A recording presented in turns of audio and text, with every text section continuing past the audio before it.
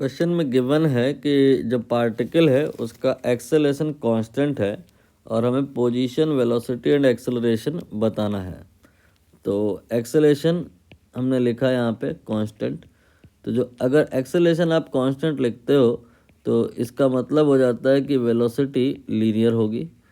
अब जहाँ velocity linear नहीं है उसे आप डिलीट कर दीजिए, जैसे कि ये आपके जो दो ऑप्शन हैं ये पॉसिबल नहीं हो पाएंगे।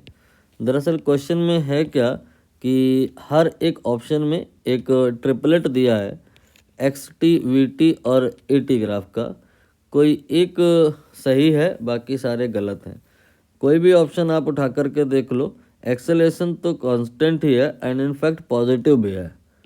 देख लो सारे जो ग्राफ हैं एक्सेलरेशन के वो आपके इस लाइन के ऊपर है। तो एक्सेलरेशन यहाँ पर हमें नोन है कि पॉजिटिव कांस्टेंट है ये।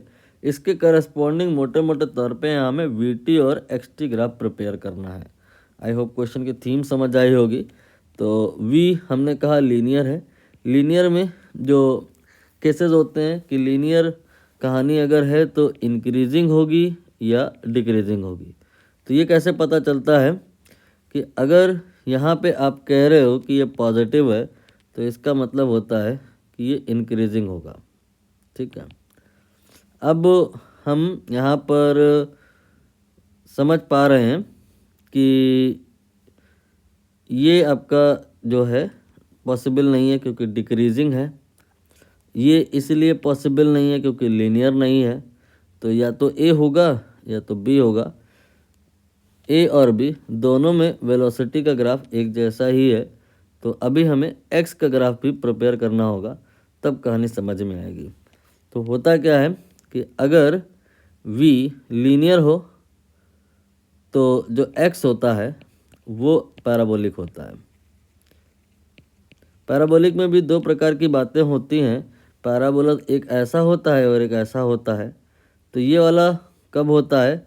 जब ये इंक्रीजिंग होता है या ये पॉजिटिव होता है। और ये वाला कब होता है? जब ये नेगेटिव या ये डिक्रीजिंग होता है। तो पैराबोलिक एंड ओपनिंग अपवर्ड, ऐसा ग्राफ होगा एक्स के पॉइंट से। तो यहाँ पर बी में तो पैराबोला ही नहीं है, इसलिए ओनली ए ऑप्शन यहाँ पे करेक्ट होगा।